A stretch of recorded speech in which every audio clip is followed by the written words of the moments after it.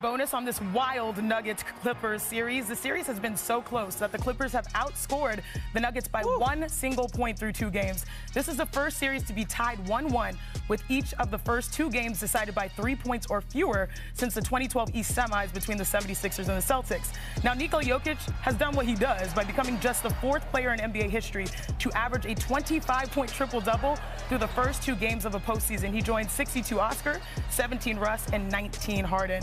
And on the other end, Kawhi Leonard has averaged at least 30 points per game on 70% shooting through the first 2 games of the postseason for the 2nd time in his career. All other players have done this just once in the last 40 seasons, with Dwight Howard doing this in 2011.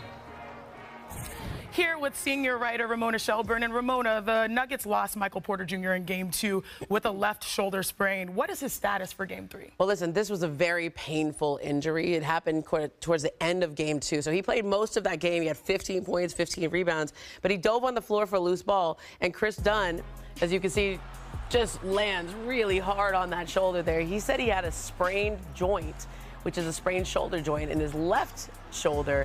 And he told me that, I'm not going to lie, this thing really hurts, but I got to find a way around it so that I can play. Yeah. And the Nuggets are expecting him to try to find a way to play through this. But this is a very painful injury. You know, if this wasn't a playoff game, I think he'd be out a week or 2. But this is, you got to go. Yeah, they understand the status and, you know, the sense of urgency for what is to come coming off of And a it's loss. his left shoulder, not his shooting. Oh, that is true. That is a good point. Thank you so much, Ramona. From Michael Porter Jr.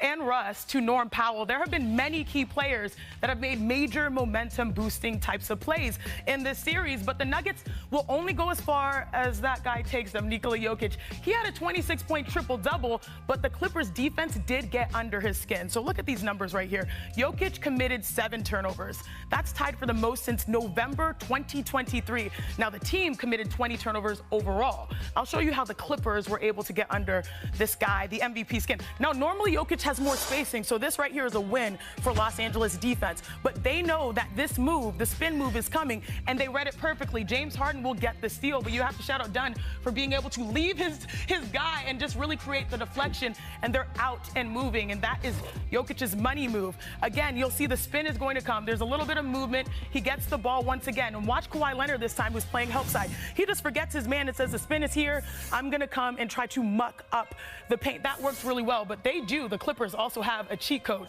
Kawhi can actually guard in stretches Nikola Jokic himself. Watch him. He's in a stance on an island playing one-on-one, you know, reading the sides. There comes the spin move to the fadeaway, and it was a miss. Kawhi held his opponents to 2 of 12 shooting on the night. The Clippers defense definitely showed up in a tremendous and in a big way, and that is going to be huge. So thinking about what the Clippers were able to do, Mr. Wilbon, what do you expect the key for the game to be in Game 3? You know, we keep looking at Kawhi Leonard, and I'm glad you just went through that, Shanae. We keep looking at him wondering, how long will his health hold up? I mean, we got their playoff series, entire postseasons, where he got started, including against the Suns in a Western Conference final, and just couldn't be there the entire series. If we're looking at 2019 Kawhi Leonard, in terms of health too, and by the way, he was dragging that leg some then. To me, because it allows James Harden to do a little less, not that James wants to do less, but it allows everybody to settle into a more natural position. You know, if he's playing like this, they're going to be difficult to beat. You know, I want to effort Schwartz, our amazing researcher, how many games that Kawhi played so far this year, because even maybe taking the slow roll to the start of the season might be paying off right now. Well, don't tell the league that. Don't tell the league load management there. It might be working for the first time ever. I think the most interesting thing, and this is the beauty of the playoffs, because every game is like kind of their own little mini-series here, if the Nuggets can revert back to getting Kawhi to turn the ball over. Game 1, 7 turnovers. Do they send a double on him more? And if they don't, are they comfortable basically letting him go by himself? I think the interesting is there's an extended layoff from the last time they played till tonight. That help him, Bobby? It should help him, but we don't know. I mean, that's a lot of minutes he's played in those first two games. You know, I had a chance to sit down with James Harden a couple weeks ago. He's really ecstatic to be home. His mom had cancer when he was playing for the Sixers, so, you know, got a chance to now be close to her, close to doing his philanthropic stuff here. But he loves being in L.A., and he wants to be a part of the first Clippers championship team. And he said that he thinks this team could be the last team standing. He has confidence with Kawhi, with Zubac, that they could finally put, a banner up in, I guess it's into it now. So, Wilbon, do you feel like, Malika and I made the mistake last year. We're like, this might be the year the Clippers get over the hump. Are we more right this year? Yeah. I didn't think last year was it at all. Because you guys, it's about Kawhi Leonard. Kawhi Leonard has been the best player on 2 championship teams already. Remember Tim Duncan, the sun was starting to set a little bit on those 13 and 14 teams in San Antonio where Kawhi was the best player. Should have won twice. And then he goes to Toronto and wins, and which nobody had that happening. And now, again, that stretch, even though it's short. And by the way, the management to me it's actually injury management with Kawhi because he's been hurt.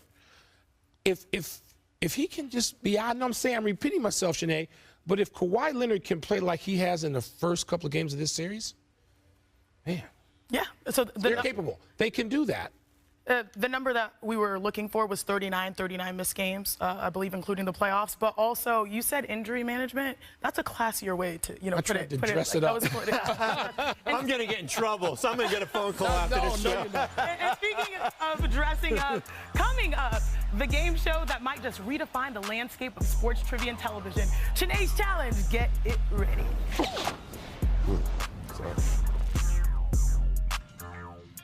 One seed, he's like, we got to win to make this something special. And he also put it on himself. He said, I won't be considered one of the elite players in this game until I win. So his mental focus right now is certainly different than it's ever been. Accountable. He's accountable. Publicly accountable. And practical, frank, honest. And it seems to be a perfect fit for the people he's playing with and for. Maybe it doesn't play in every single situation, but Donovan Mitchell seems to be a wonderful fit.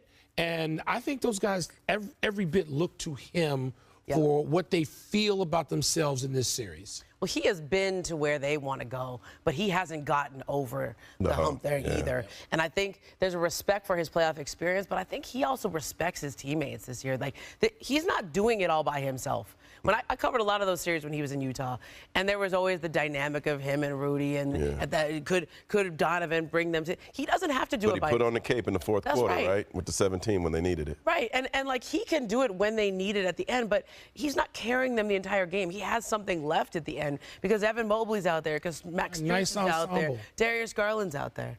Don't you guys feel like the Celtics and the Cavs are watching each other? Like, they're trying to win. They know that they've got opponents that they can handle their business, but it's like the Cavs are looking at the Celtics and the Celtics are looking at the Cavs. Cavaliers have a tougher assignment, though. Yeah, they do. In Miami, I could see a game. That's a live underdog. Don't see that for Orlando Ball. Well, that beach life gets you, too. Well, you know what? They might have a tougher assignment.